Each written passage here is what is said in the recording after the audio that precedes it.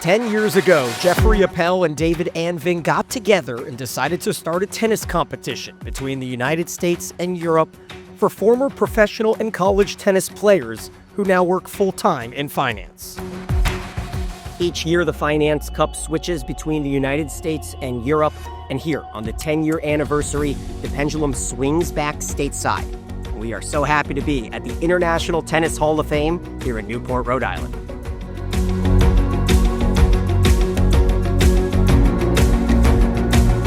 You're now with the United States captain, Jeff Appel, and the reason that I think this turns a lot of heads are the growth of some of the mentees that you've taken under your wing.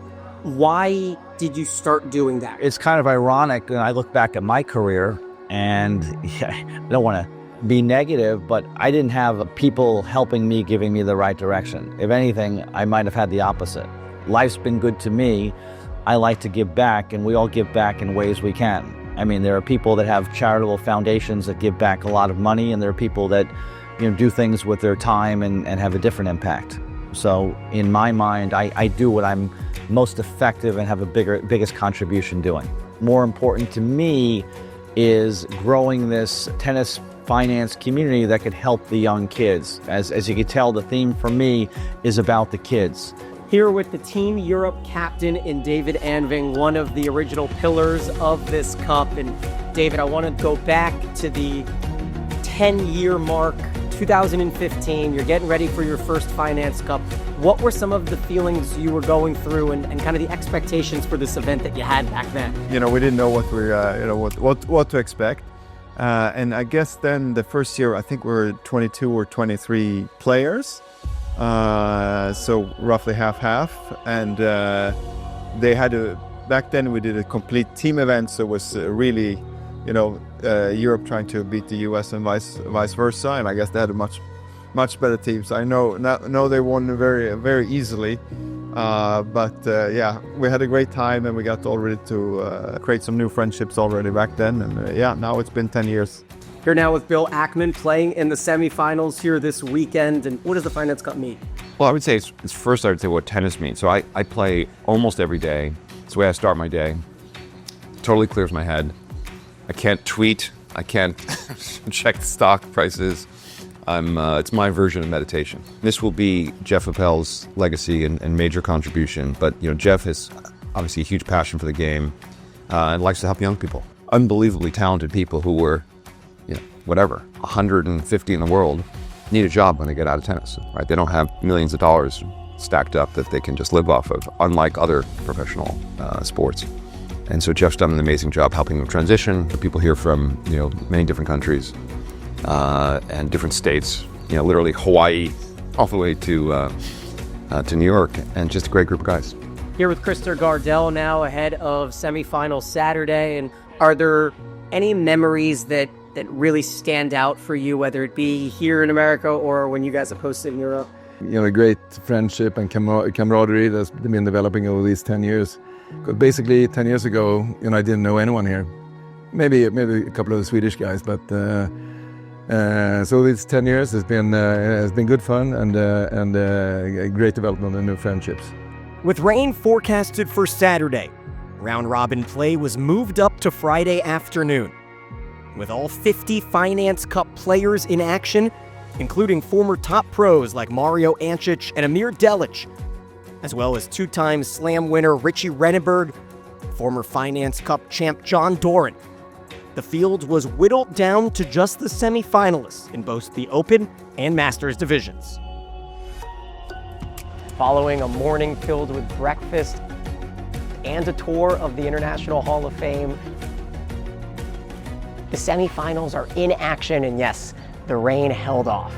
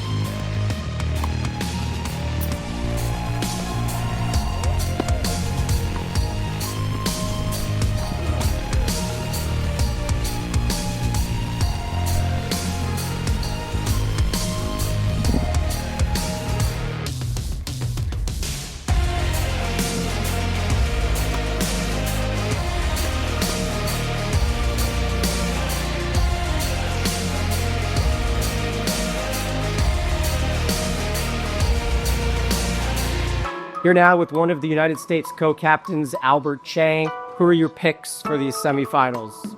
I mean, it's hard to go wrong with one of the number one financiers in the world and former number one players in the world in Renneberg and Ackman. Now, the word on the street is that you are the team to beat right now going into these semifinals. That's not a good place to be. Okay. How do you feel like the differences between maybe playing on clay last year into grass this year? Walk me through that grass transition. Yeah, so I mean, I used to do that when I was playing for a living. You play the French Open, you go to Wimbledon, and it's pretty much of it's a big contrast. It's as much of a contrast as you can get in terms of tennis courts. The courts here are fantastic, and so it's made that transition a lot easier. But I mean, whatever the surface, everyone here, they're pretty good, and you can kind of adapt pretty quickly. Bill and I, we had a good day yesterday, but every day is a new day, and some days you hit it well, and the next day you come out and can't explain why you don't the next. But we did okay yesterday, and most importantly, it's a lot of fun. So just have fun and let the chips fall where they may. I've had a mixed experience with my tennis at the Finance Cup. Quality of my play sometimes has been excellent, sometimes has been a little not great. This year, and I'm a little concerned about saying this in front of the semifinals, but I've really played great this year. If I can keep up the quality of my game, it would be amazing. What was it like when you first started playing with the number one player in the world, in Richie Renneberg? Where did that process start for you? Did you reach out to him, or was it vice versa? Almost everyone I met in tennis, I met through Jeff Appel. Richie is one of the highest quality human beings I know. We do play together a lot, and I think that helps a lot.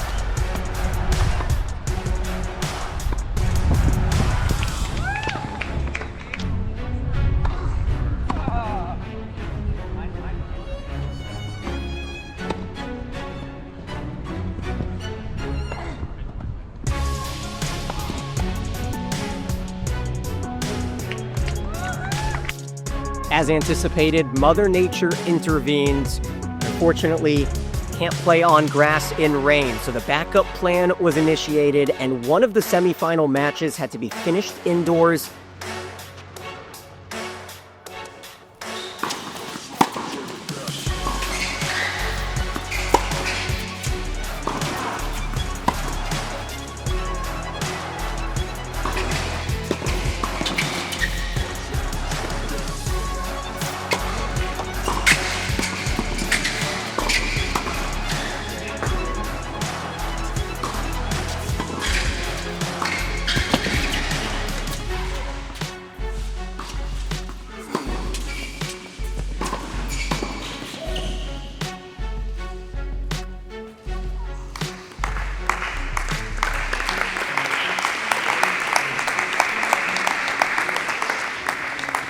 How have you helped people transition from that professional tennis world into the world of finance? What I always tell kids is don't wait until you're done to start thinking about it, to do parallel paths. Because a lot of these kids are very talented and they were very focused in one area.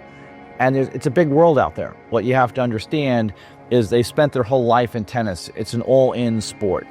So if you're a top tennis player, you're playing 6 days a week, 4 hours a day, you're going to college. The coaches want you to fully commit to them, and they're not that committed to you, okay? Because that's their job, and that's how they're getting paid, is by you doing well, not by you getting to Goldman Sachs.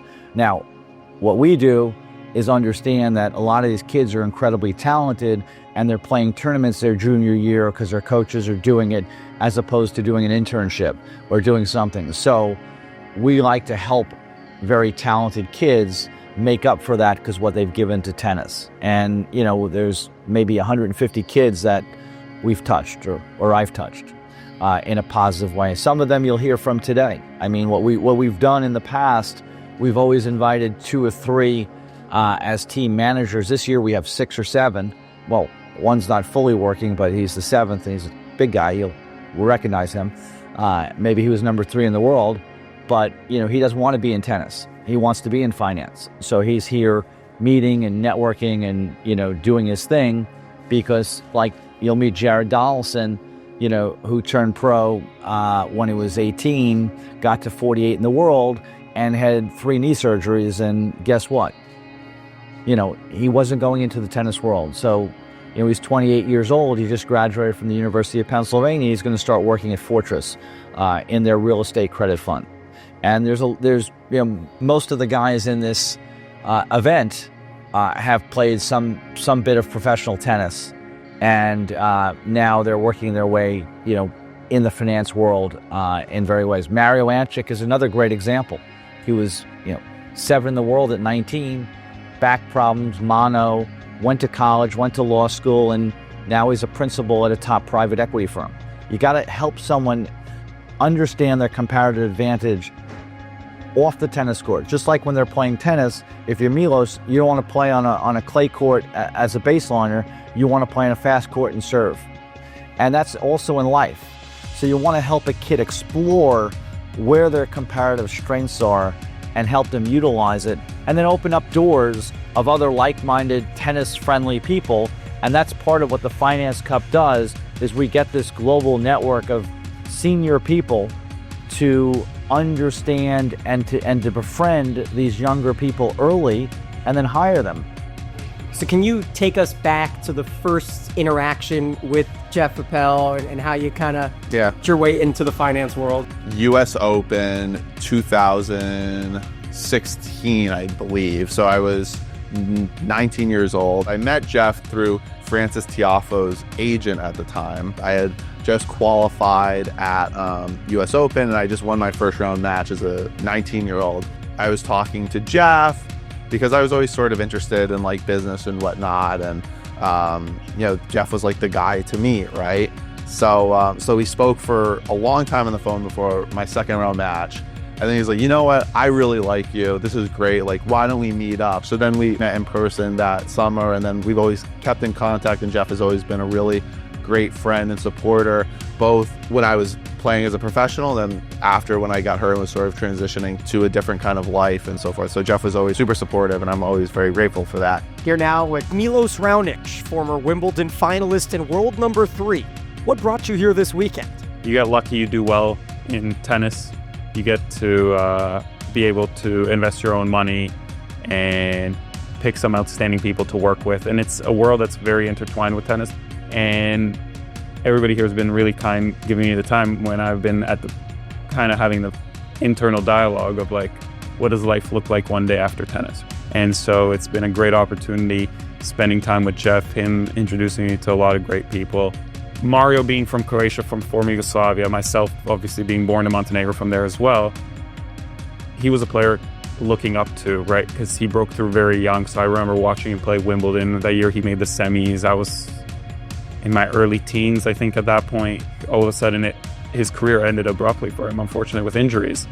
And he kind of went through the very traditional way and went back to school, went to investment banking, doing extremely well. So there was always that example of like, here's a guy that made it to the top of tennis and had found a way to successfully make this transition. So here we are, your 3rd Finance Cup.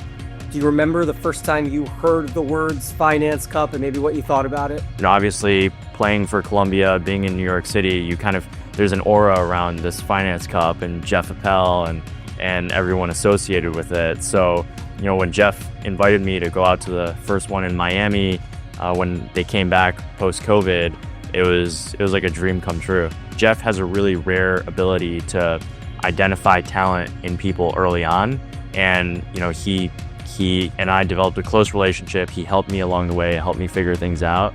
And we still, to this day, talk every day. Here with the champion from a season ago in John Doran, and here we are in the decade anniversary. What are some of your fondest memories from this event? Well, first of all, I'd say we've just played in the best venues over the last 10 years. My first one was actually 9 years ago in Queen's Club in London. We played at the Racing Club in France. Fisher Island was an amazing event. Last year at Mallorca, and actually Newport. I think it's hard to top this place. I mean, when we're here, we're treated like incredible. I mean, the organization that goes into this, Jeff and Bill and the whole crew, whoever, all the guys who are kind of behind it, Rob and so forth, it's amazing. I actually played here I lost on this court last round of qualifying in '99 when I was still in college, and just have really great memories of here, and it's got a very special vibe around tennis.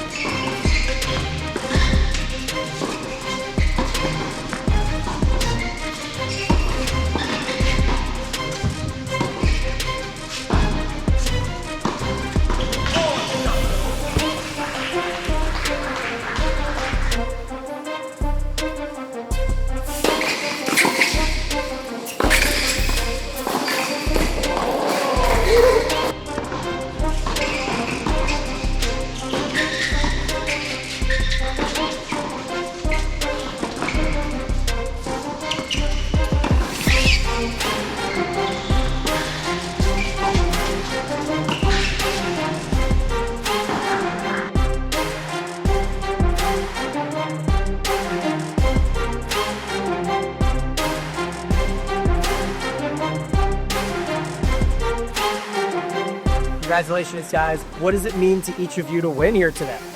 Well, first of all, this is a great event where we're having fun with a super great bunch of guys playing together. So that's really what matters most. And then it's nice to win again, having such a great partner.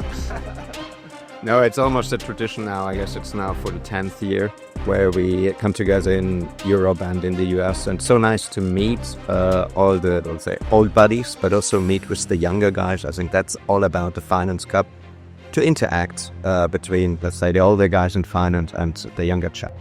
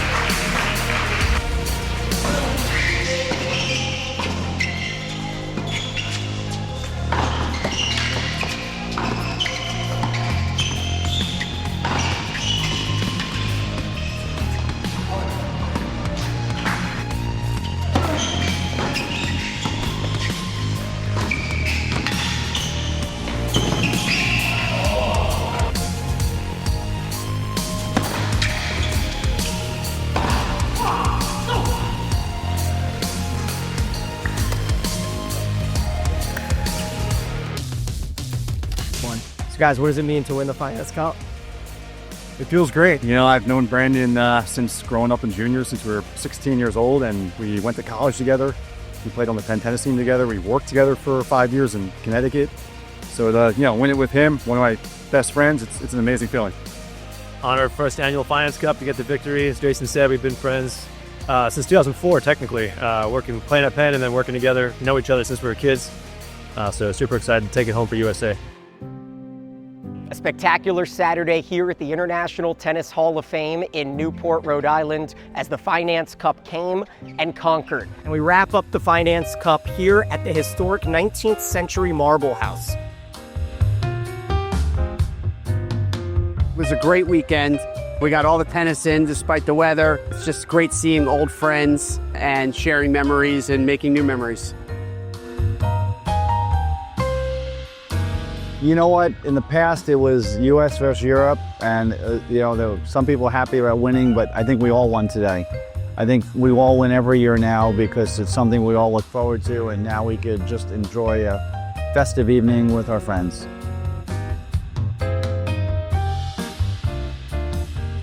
Neri and I would like to welcome all of you. It's 10 years. We started out on hard-true courts, indoors with double the humidity they have in Rhode Island, and twice the heat.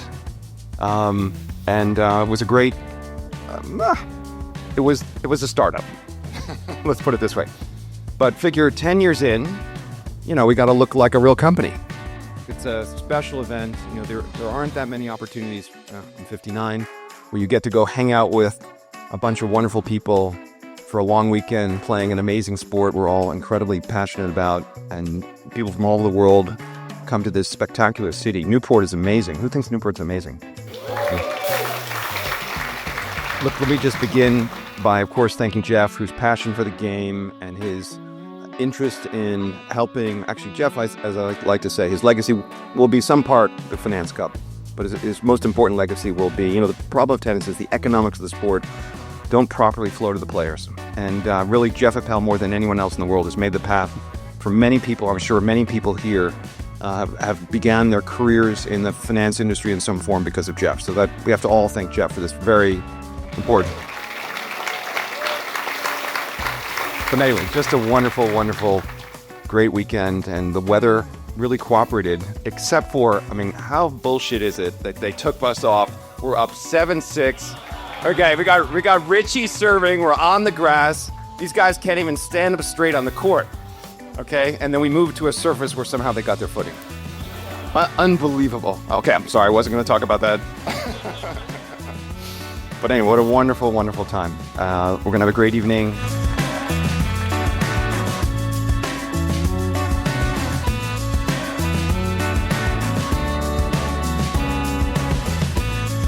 Jeff is obviously a great guy, and David here is his counterpart on the European side. They actually do all the work. You set the standard here, Bill and Jeff. It's sort of a high standard, a high note. And Christer is extremely nervous because he's often hosting these events. So he said we will set another standard. Now you don't know if it goes up or down. That's it. We as Europeans have the optionality, and Bill, you know a lot about options, so let's see where that ends up for the Europeans. I just want to say thank you. This was really unbelievable to be here. Bill, thank you very much. Jeff, thank you very much for all the work you've done. Very, very nice people at the tennis club. It's been the nicest I think we've been treated so far. So we just want to say thank you very, very much on our end. So thank you. With the party underway, the 10th anniversary of the Finance Cup here in Newport, Rhode Island comes to a close. The event swings back to Europe next year for more camaraderie and competition.